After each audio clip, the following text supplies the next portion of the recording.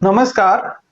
आपण पाहतोय 12वी फिजिक्सचा पहिला चॅप्टर रोटेशनल डायनामिक्स आणि आजच्या व्हिडिओमध्ये आपण शिकणार आहोत moment of inertia of a thin disk.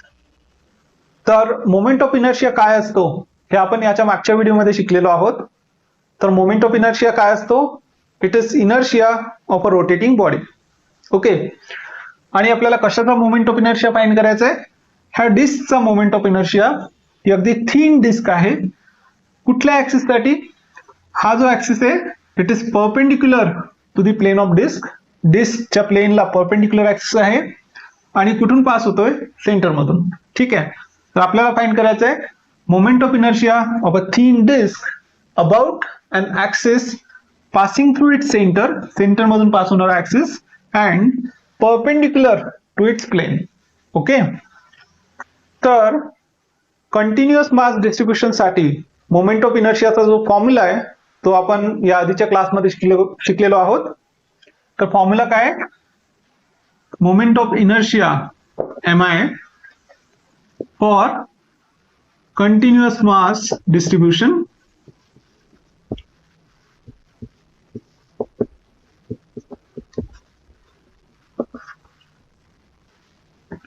so I equals to integral of dm into r square over the body.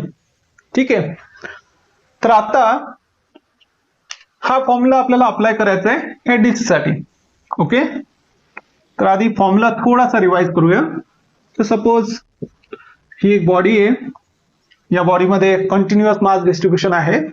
Okay. म्हणजे डिस्क्रीट मासेस नाही आहेत. एक मास इथे दुसरा मास तिथे असं नाहीये.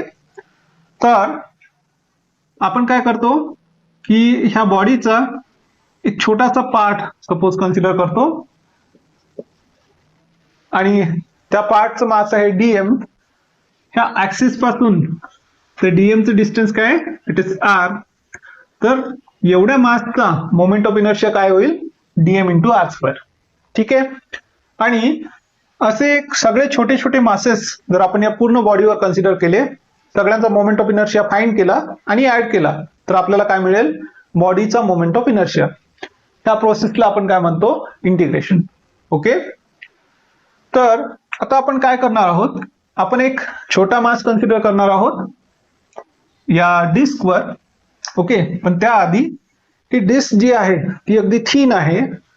तर आपण असं कन्सिडर करू शकतो की ह्या डिस्कचा जो डिस्कचं जे मास आहे ते त्या डिस्कच्या सरफेस एरियावर युनिफॉर्मली डिस्ट्रीब्युटेड आहे. ठीक आहे. तर मी एक क्वांटिटी डिफाइन करणार. त्या क्वांटिटीला म्हणतात सरफेस मास डेन्सिटी किंवा सरफेस डेन्सिटी तुम्ही म्हणू शकता. Surface mass density sigma equals to what? Mass divided by surface area. Okay. Area. तर सपोज ह्या डिस्कचं रेडियस आहे r. डिस्कची रेडियस आहे r. तर हा एरिया काय असेल? पाय आर स्क्वेअर. ठीक आहे. तर डिस्कचं मास आहे m, एरिया आहे पाय आर स्क्वेअर. तर मी ही क्वांटिटी डिफाइन केलेली आहे surface mass density. It is mass divided by surface area. ठीक आहे. त्यानंतर तर मी काय करणार? एक रिंग कन्सिडर करणार. ओके. रिंग का ते आपल्याला कळेल आता. तर एक छोटीशी रिंग ची कन्सिडर करणार. रेड पेन वापरतो मी.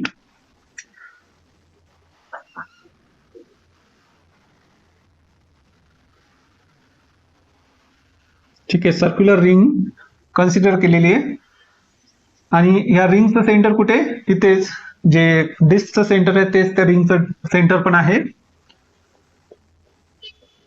आणि ही जी रिंग आहे याची रेडियस आहे सपोज r. ठीक आहे. Small r. ओके. रिंगची रेडियस काय? Small r.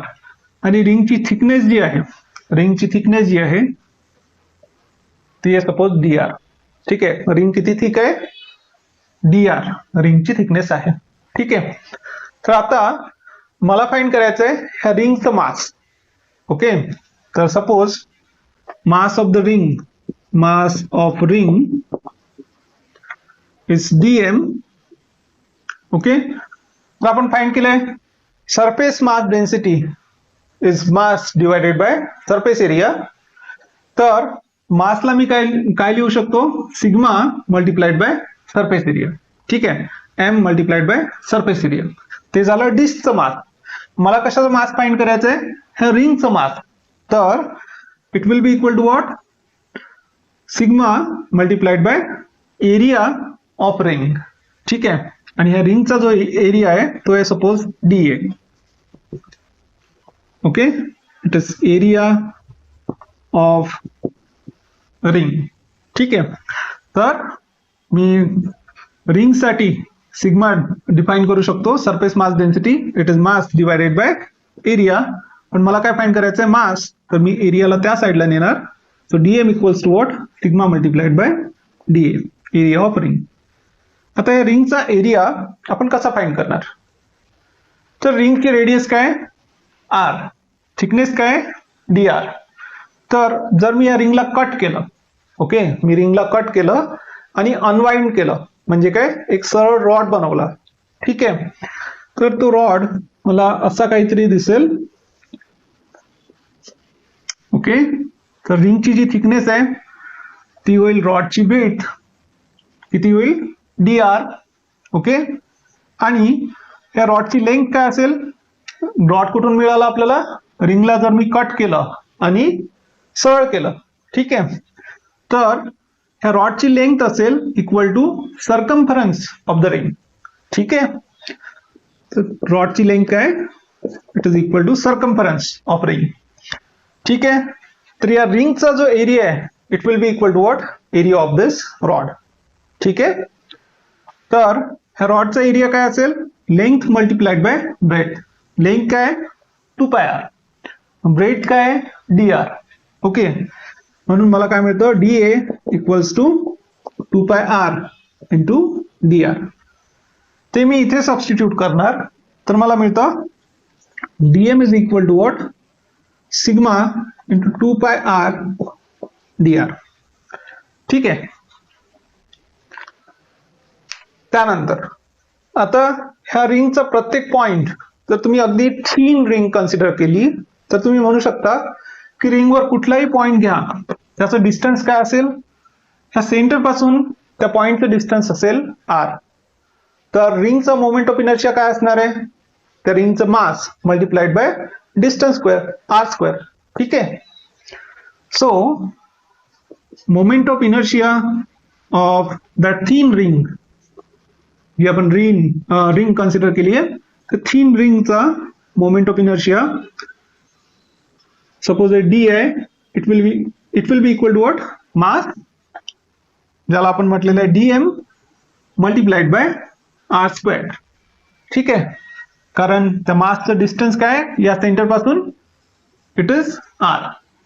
ठीक आहे, आता आपण जर अशा छोट्या छोट्या रिंग कन्सिडर केल्या, तर इथे एक रिंग कन्सिडर केली, त्यानंतर दुसरी एक रिंग कन्सिडर केली, तर ही जी डिस्क आहे ह्या डिस्कला मी कन्सिडर करू शकतो काय, तर एक रिंग, त्यानंतर दुसरी रिंग, त्यानंतर तिसरी रिंग, चौथी रिंग, अशा प्रकारे छोट्या छोट्या रिंग्स आपण कन्सिडर केल्या, म्हणजे स्मॉल थिकनेसच्या रिंग्स आपण कन्सिडर केल्या, अगदी सेंटर पासून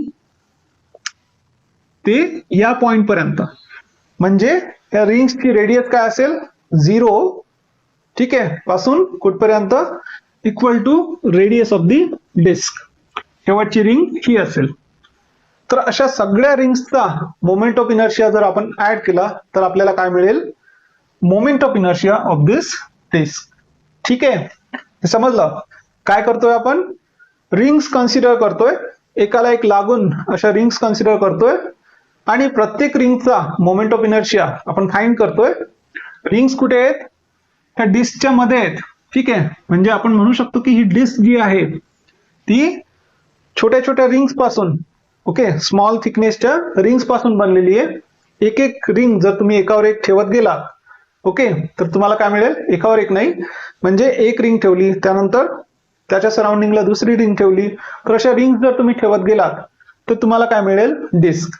ओके, म्हणजे या डिस्कला आपण डिवाइड केलंय n नंबर ऑफ रिंग्स मध्ये, ज्यांची रेडियस किती आहे, 0 पासून तर मोठ्या मोठ्या रिंग्स होत जातील तर 0 पासून r पर्यंत.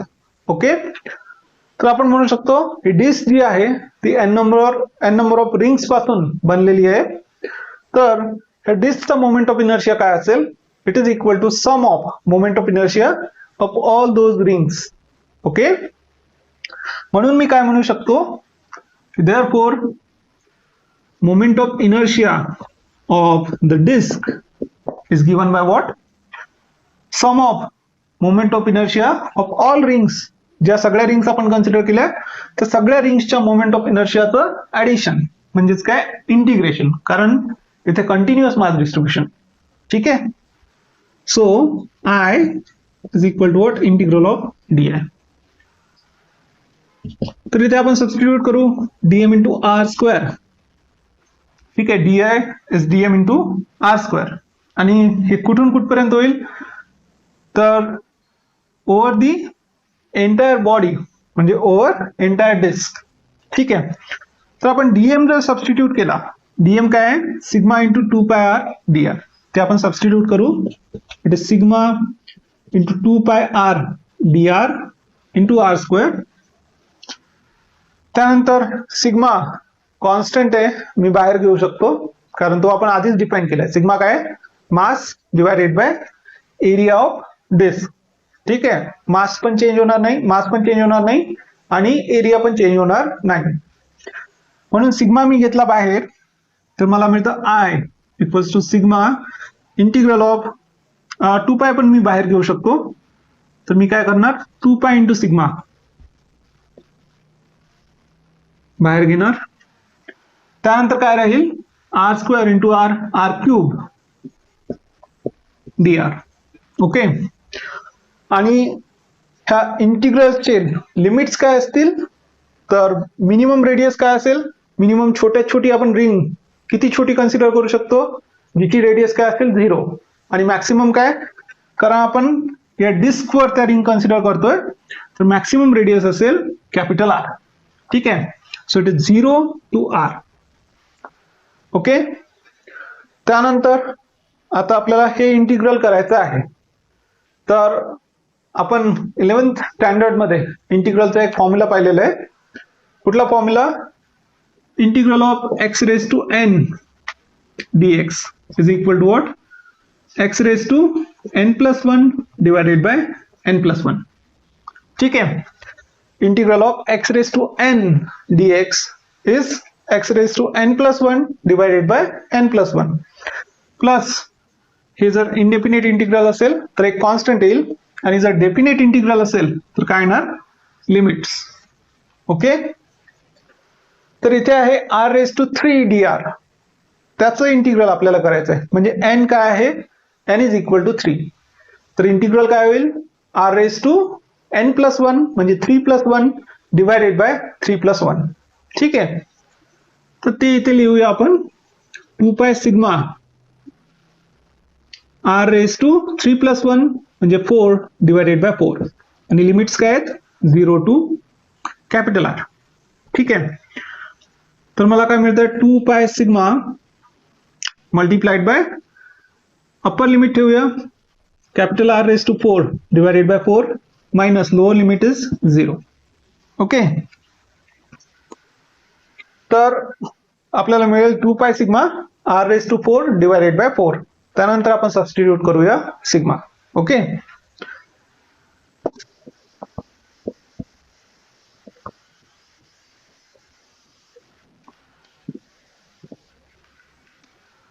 तर मला मिळतं या डिस्कचा moment of inertia I is equal to 2 pi sigma multiplied by r raise to 4 divided by 4. आणि सिग्मा आपण फाइंड केलाय, it is m divided by pi r square. ठीक आहे, सो आपल्याला मिळतं 2 pi into m upon pi r square. हे झालं sigma. सिग्माची व्हॅल्यू झाली multiplied by r raise to 4 divided by 4. ठीक आहे, तर आता इथे काही कॅन्सलेशन्स होतील. पाय आणि पाय कॅन्सल आउट होणार आणि r स्क्वेअर कॅन्सल होईल. इथे r रेज टू 4 आहे तर इथे काय राहणार? r raise to 2. ठीक आहे. आणि 2/4 आहे म्हणजे इथे काय राहील 1/2. ठीक आहे.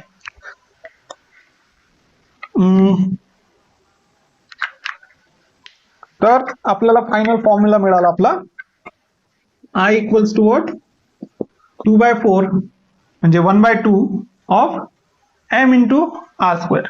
ठीक आहे. किंवा त्याला मी लिहू शकतो mr² डिवायडेड बाय. तर हा झाला moment of inertia of a disc, a thin disc, पण कुठल्या ऍक्सिस साठी? About an axis passing through centre of the disc and perpendicular to its plane. डिस्कला परपेंडिक्युलर तो ऍक्सिस आहे आणि सेंटर मधून पास होतोय. ठीक आहे. तर हा झाला डिस्कच्या मोमेंट ऑफ इनर्शियाचा फॉर्म्युला. तर या लेक्चरमध्ये एवढंच. याच्या पुढच्या लेक्चरमध्ये आपण पाहणार आहोत परपेंडिक्युलर ऍक्सिस थिअरम आणि त्यानंतर आपण पाहणार आहोत parallel axis theorem for moment of inertia. Thanks for watching.